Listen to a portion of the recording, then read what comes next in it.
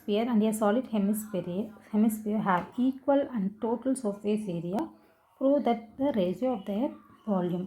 நமக்கு என்ன கொடுத்துருக்காங்க அப்படின்னா TSA of total surface area of sphere and hemisphere இது ரெண்டும் கொடுத்துருக்காங்க. இப்போ இது ரெண்டுக்குள்ளே டோட்டல் சர்ஃபேஸ் ஏரியாவை யூஸ் பண்ணி நம்ம அதில் இருக்க ரேஷியோவை கண்டுபிடிச்சி ஆரை கண்டுபிடிச்சி அதை நம்ம இதுக்கு யூஸ் பண்ண. ஓகே, என்ன கண்டுபிடிக்க முடியும்னு ஃபஸ்ட் பார்ப்போம். கிவன் டேட்டா என்னென்னா total surface area of the sphere, total surface of the hemisphere, இது ரெண்டு ஈக்குவல்னு கொடுத்துருக்காங்க. அப்போ ஈக்குவல்ட்டில் ஒன்று லெஃப்ட் சைடும் இன்னொன்று ரைட் சைடும் போடுறோம். அதுக்கப்புறம் ஆப்போசிட்டாக இருக்குது சேமாக இருக்கிறத கேன்சல் பண்ணுறோம்.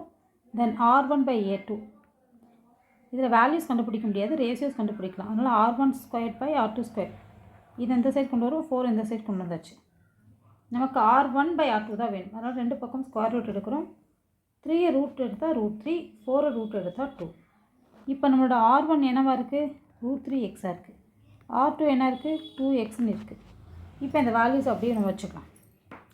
நமக்கு என்ன கொஸ்டின் கேட்டிருக்காங்க? வால்யூம் கேட்டிருக்காங்க. இப்போ V1/V2 volume of the sphere 4/3 πr²h. Volume 2 என்னது? 2/3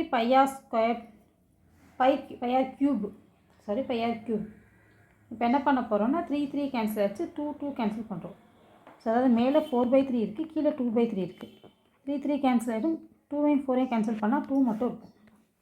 ஸோ நியூமரேட்டரில் நமக்கு ஒரு 2 இருக்குது, π கேன்சல் ஆகிடுச்சு.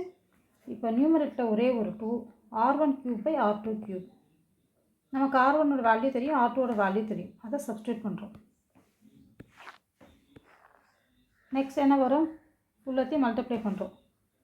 2 × √3 2x 2 × √3 2³ x³ தனித்தனியாக போகிறோம். x³ கேன்சல் ஆகிடும். √3 3 டைம்ஸ் மல்டிப்ளை பண்ணுறோம்.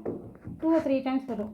2 கேன்சல் பண்ணுறோம். ரிமைனிங் √3 × √3 வெறும் 3 ஆகிடும். √3 2 × 2 4 3 √3/4 ரேஷியோ வருதுன்னா 3 √3 4.